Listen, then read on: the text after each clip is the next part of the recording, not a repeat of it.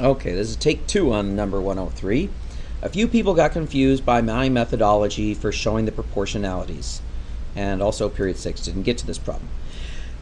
V initial, okay, this is the one where the youngster is bouncing up and down on a trampoline and she doubles her initial speed from 2 meters per second to 4 meters per second. This is the new initial velocity.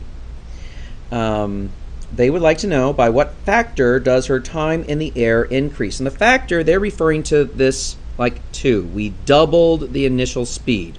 Or another way to put this is that the new initial speed compared to the original speed is equal to 2. This is what they mean by a factor. It's been multiplied by 2. So that's what they're really solving for.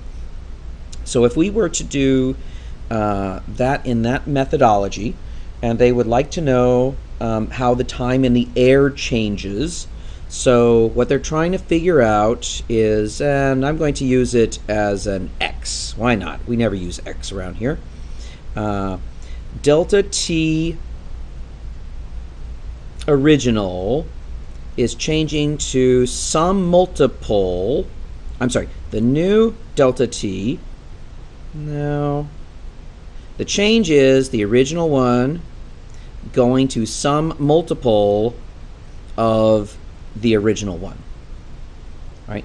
And so we're saying that, so what we're saying here is that the new delta t is equal to some multiple of the original delta t, or that x is equal to the ratio of the new delta t compared to the old delta t.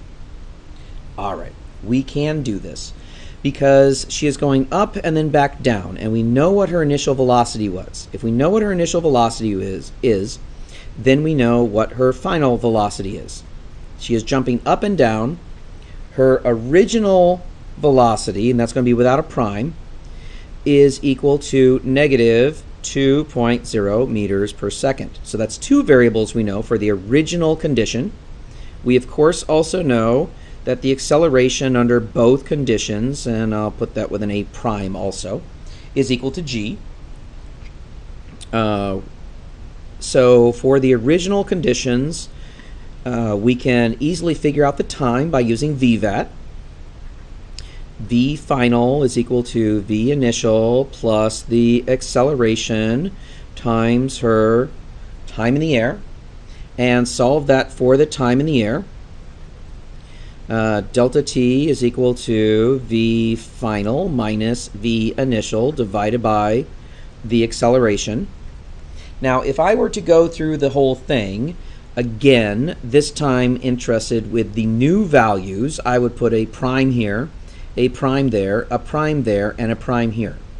So what we have is that this x value, x, is equal to, well, I'll start where we left off, the new delta t divided by the old delta t.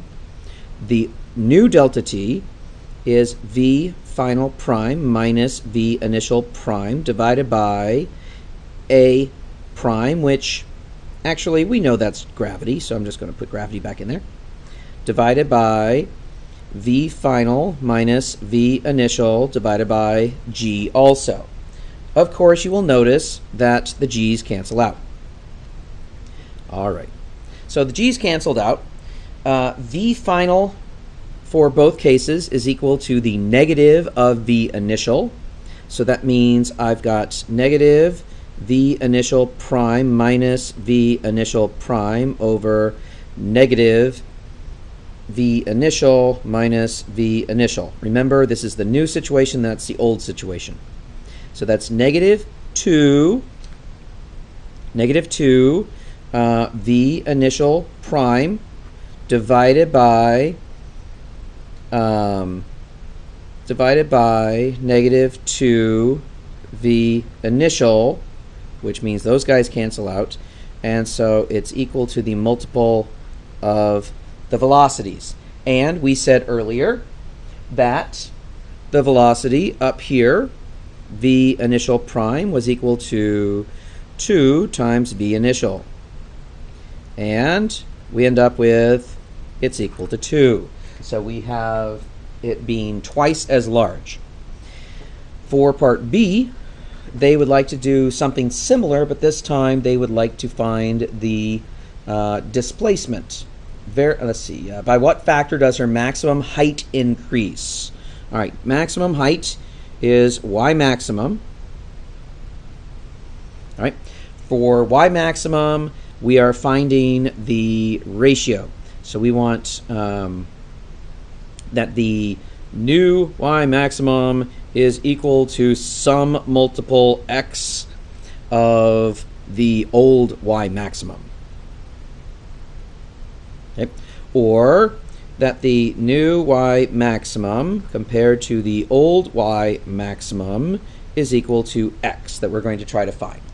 So we need a formula for y maximum. Well, if we're interested in her maximum height, we know that v initial. Oh, by the way, did you notice up here that I never at any point put in 2 or 4? I could have solved for a numeric answer using 2, and I could have solved for a numeric answer using 4. And I would have simply gotten a value up here and a value down here, and it would have still canceled out to be 2.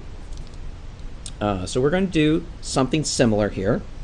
Let's see, what are we trying to find? We are trying to find y maximum.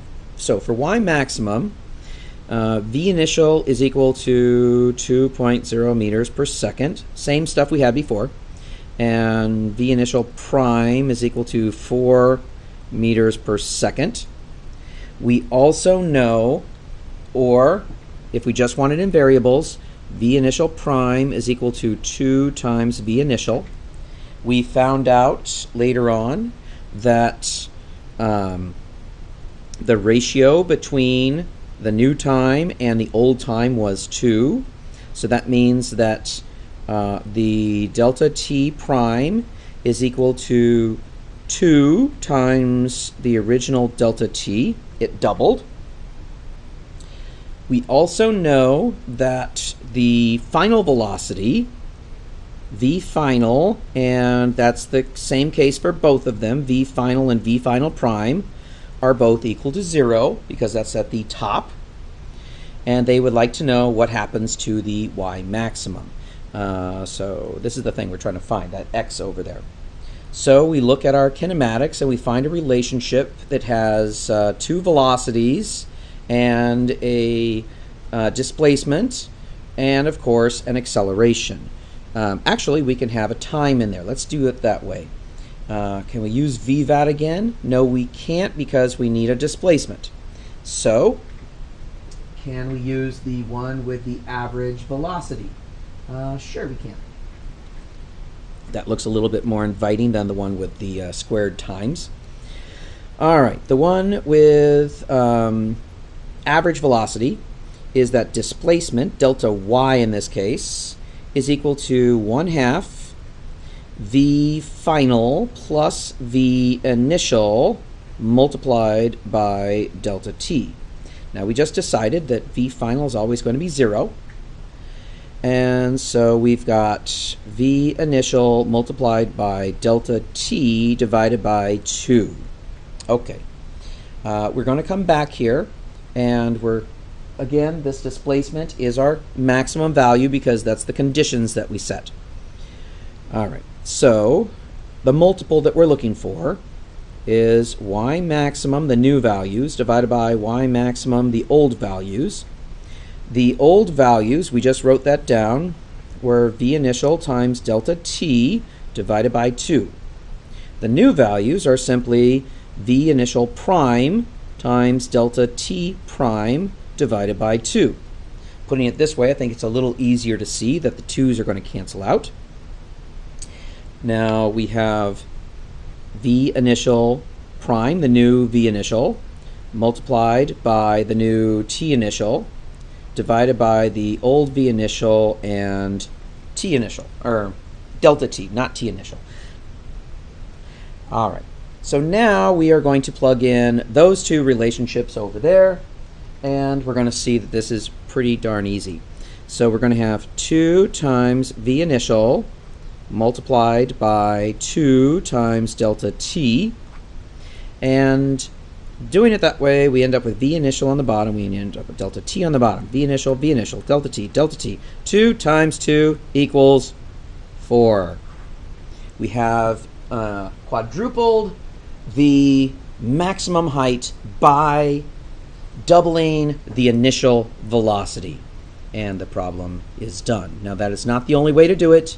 You could have come up with a numeric answer for this one and this one based on the numbers they gave us, but this is a more general one where if we double the initial velocity, doesn't matter what the numbers are, it will end up doubling our time in the air, and it will end up quadrupling our maximum height. Thank you for watching.